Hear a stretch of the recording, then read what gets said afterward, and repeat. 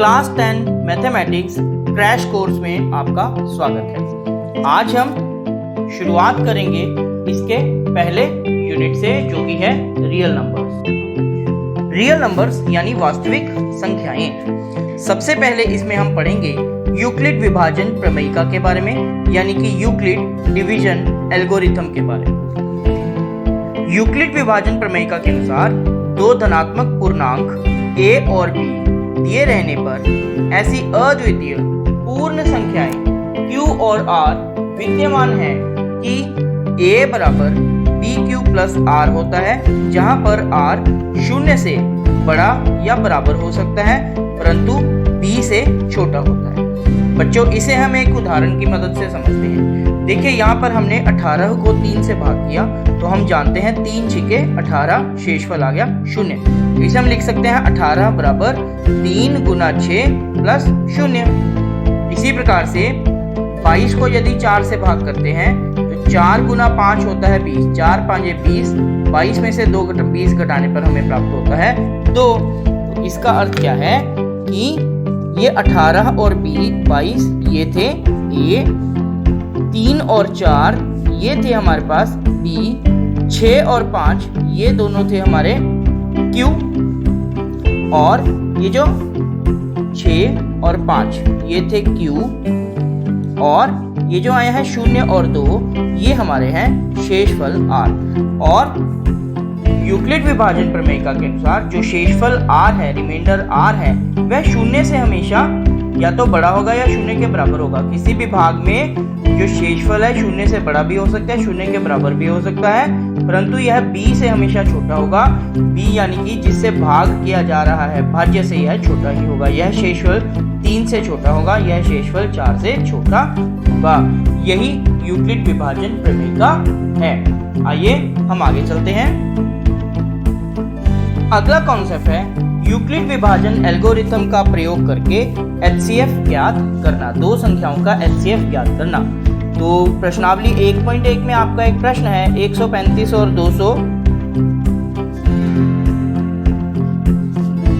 225, इन दो संख्याओं का हमें HCF ज्ञात करना है।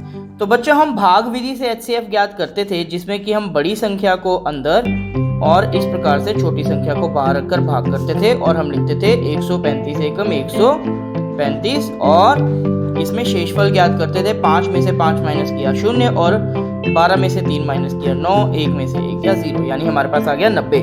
यदि हम यूक्लिड विभाजन प्रमेयिका के अनुसार इसे लिखें तो हमारे पास आ जाएगा 225, क्योंकि यूक्लिड विभाजन प्रमेयिका क्या है, a बराबर bq प्लस r।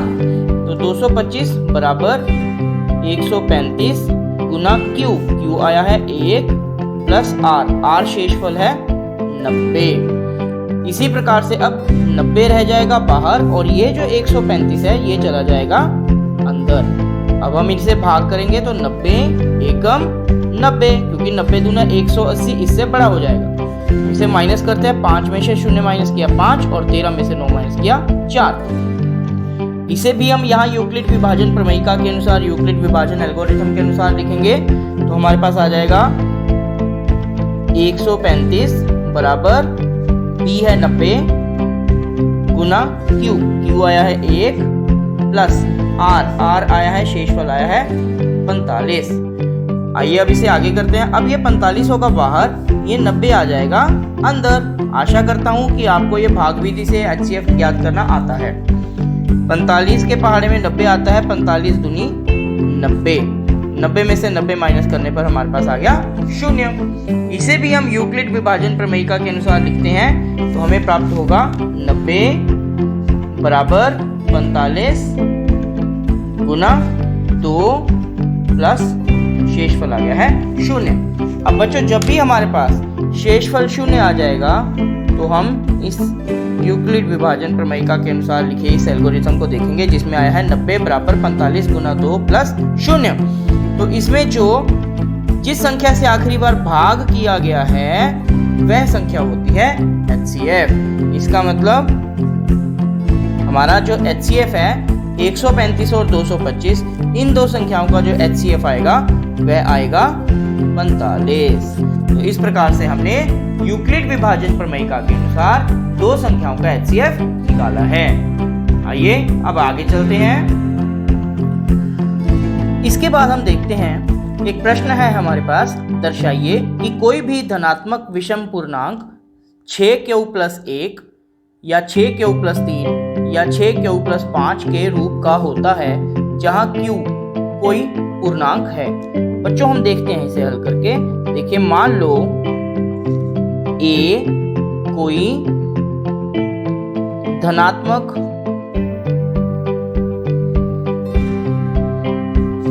पूर्णांक है, ठीक है, और यदि इसे b मान लेते हैं 6, तो यदि हम जानते हैं कि यदि a को b से भाग किया जाए, a को b से यानी कि 6 से भाग किया जाए,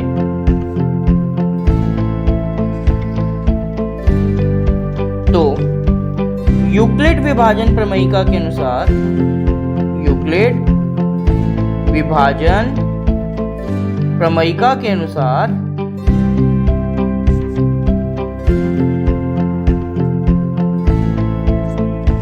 हमने पढ़ा था a बराबर होता है bq+r के, जहां पर r शून्य से बड़ा या बराबर हो सकता है और b से छोटा। इसका मतलब a बराबर होगा, अब r जो है, b जो है वो है 6, तो r जो होगा वह 6 से छोटा होगा लेकिन शून्य से बड़ा। तो इसका मतलब r की वैल्यूज जो होंगी, सॉरी यहाँ r लिखते हैं, r हो सकता है 0, 1, 2, 3, 4 या 5, क्योंकि r b है 6 से छोटा होना चाहिए और शून्य से बड़ा या बराबर। तो r की वैल्यूज हो सकती हैं 0, 1, 2, 3, 4 या 5। तो इससे बच्चों a किसके बराबर आ जाएगा, a आ जाएगा या 6q+0 यानी 6q, या 6q+1 या 6q+2 या 6q+3 या 6q+4 या 6q+5, ये a की वैल्यूज आ सकती है। लेकिन हमें बच्चों दिया गया है कि कोई भी धनात्मक विषम पूर्णांक, अब हमें देखना है इसमें से विषम कौन कौन से होंगे। तो देखिए बच्चों 6q, कोई भी q एक पूर्णांक है, उसे 6 से गुना कर देंगे तो वह सम संख्या बन जाएगा, 6 क्योंकि सम संख्या है। इसका मतलब यह तो विषम हो नहीं सकता। 6q अगर सम है, इसमें 1 प्लस करने पर आएगी विषम संख्या। 6q यदि सम है, इसमें 2 प्लस करने पर आएगी सम संख्या, हमें नहीं चाहिए। 6q+3 क्योंकि विषम संख्या है, क्योंकि 6q सम है, उसमें 3 प्लस करने पर हमें विषम संख्या प्राप्त होगी। इसी प्रकार से 6q, 6q भी सम, 4 भी सम, तो दोनों को प्लस करने पर सम संख्या मिलेगी, हमें सम संख्या चाहिए नहीं। 6q+5, 6q एक सम संख्या है, इसमें 5 प्लस करने पर हमें मिलेगी विषम संख्या। तो इसका अर्थ है यदि हम एक धनात्मक विषम पूर्णांक की बात कर रहे हैं तो वो होगी 6q+1, 6q+3, देखिए 6q+1, 6q+3 या 6q+5, इस रूप की। यही हमें सिद्ध करना था। कोई भी धनात्मक विषम पूर्णांक 6q+1, 6q+3 या 6q+5 के रूप का होता है,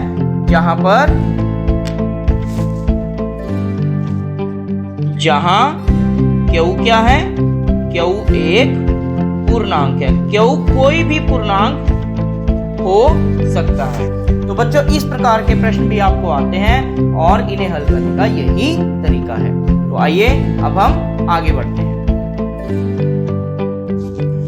बच्चों इसके बाद हमें देखना है, हमारे पास प्रश्न होता है सिद्ध कीजिए कि √5 एक अपरिमेय संख्या है, या √3 एक अपरिमेय संख्या है, या √2 एक अपरिमेय संख्या है। तो इन्हें कैसे हल करना है, आइए अब हम इस वीडियो के माध्यम से देखते हैं।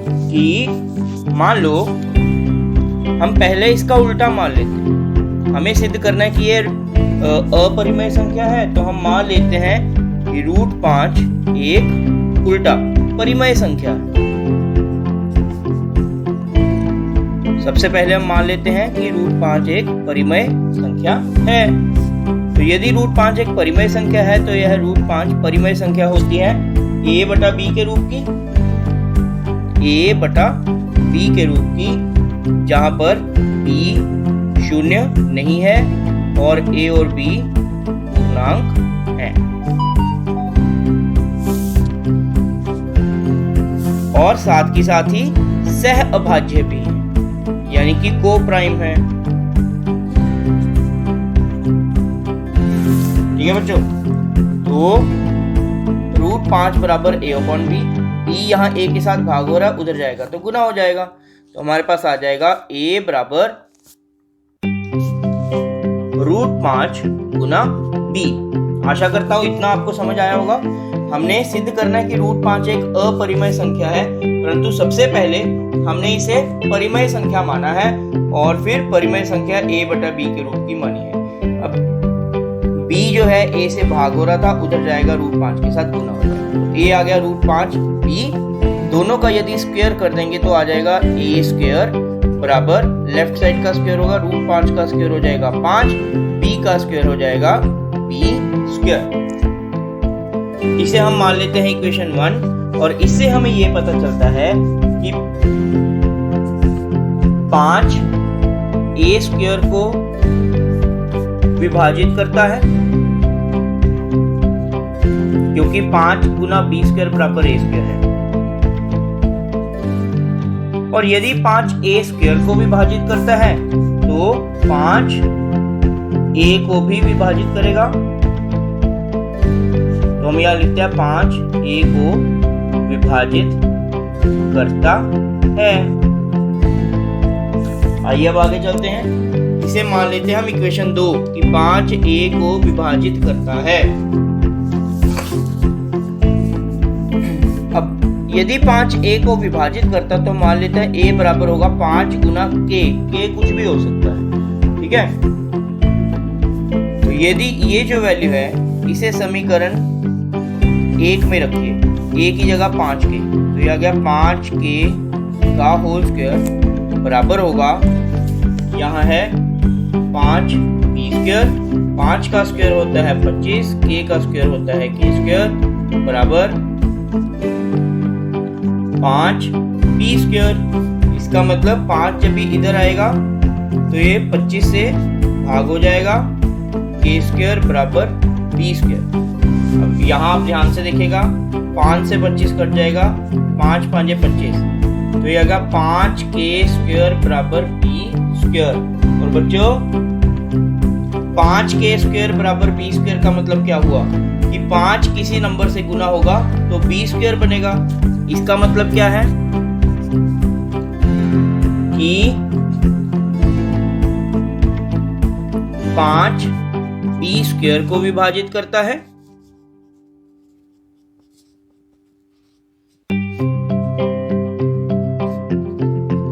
और यदि 5 b स्क्वायर को विभाजित करता है तो 5 b को भी विभाजित करेगा।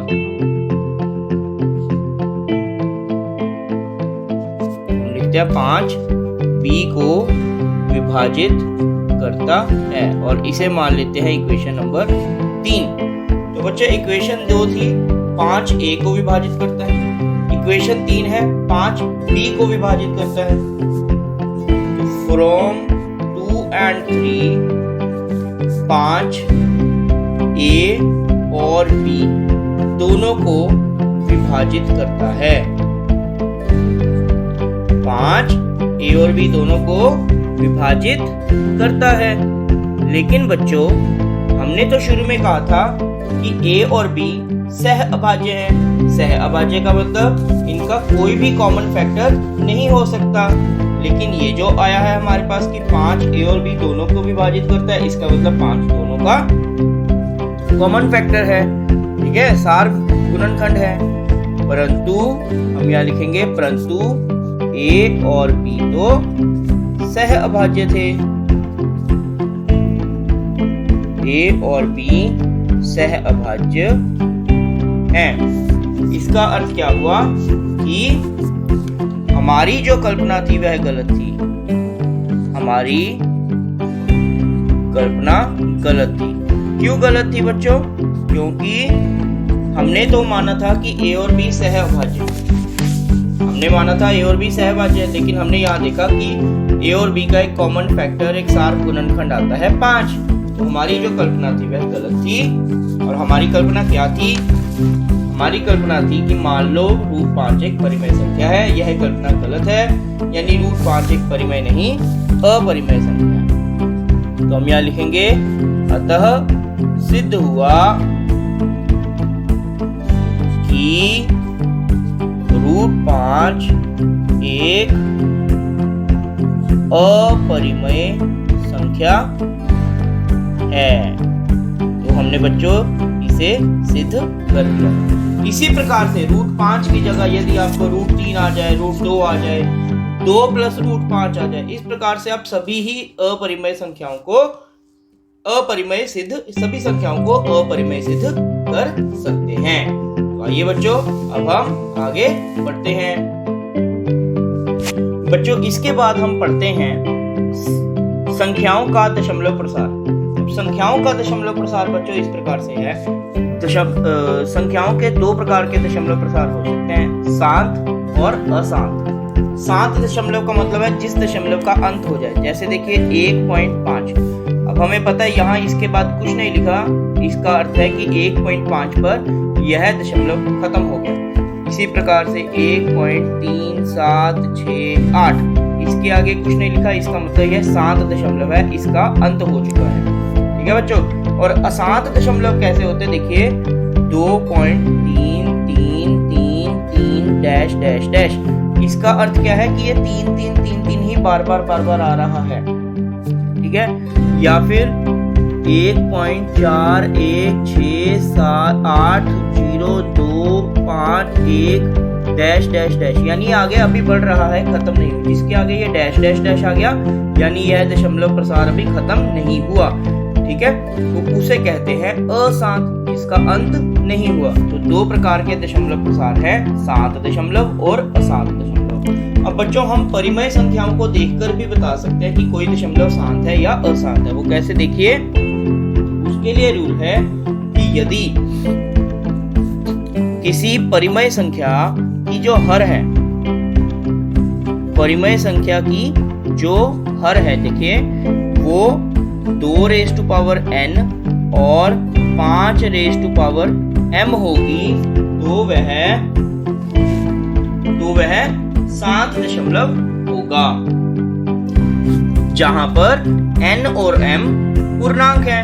ठीक है बच्चों, जहां n और m ऋणेतर पूर्णांक है, उसकी हर जो है यदि 2n या 5m की होगी, गुना 5m की होगी, तो वह 7 दशमलव होगा। देखिए, हम इसका एक उदाहरण आपको करके दिखाते हैं। देखिए, हमारे पास एक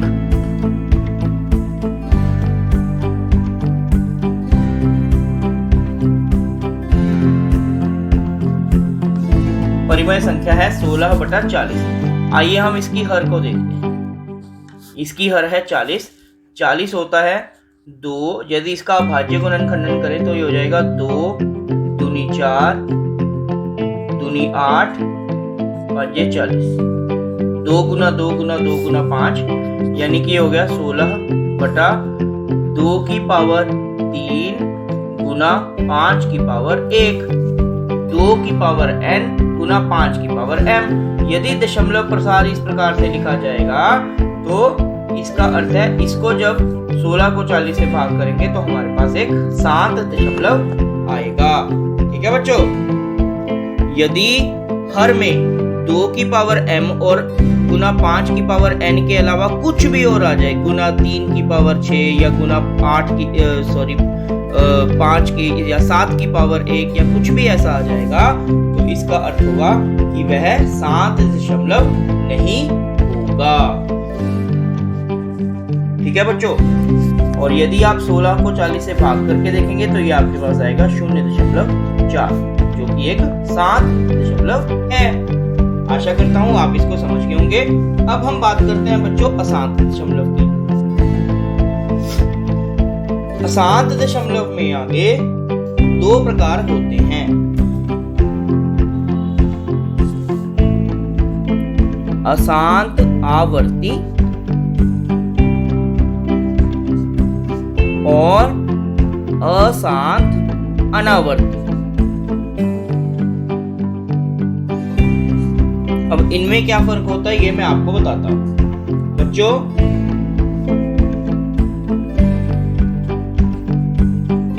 अशांत आवर्ती ये एक ऐसा दशमलव होगा, ऐसा दशमलव प्रसार होगा जैसे 1.444444 डैश डैश डैश। इससे आप क्या समझते हैं कि ये 4 ही बार बार अपने आप को रिपीट कर रहा है। इसी प्रकार से 1.732 732 dash dash dash dash dash, यानी कि 732 ही अपने आप को रिपीट कर रहा है। और इसे हम इस प्रकार से भी लिखते हैं 1.56 बार। ये बार का मतलब क्या है कि 5-6 ही बार बार रिपीट होगा। तो ये जो बच्चों उदाहरण है, ये जो उदाहरण आपके सामने है तीनों, ये अशांत आवर्ती हैं। आवर्ती मतलब जो बार बार रिपीट करे, अशांत जिसका अंत ना हो। तो देखिए ये भी अशांत है, ये भी अशांत है, ये भी अशांत है, और आवर्ती है क्योंकि एक ही पैटर्न, एक ही कुछ संख्याएं जो हैं वो बार बार रिपीट हो रही हैं। अब हम बात करते हैं अशांत अनावर्ती।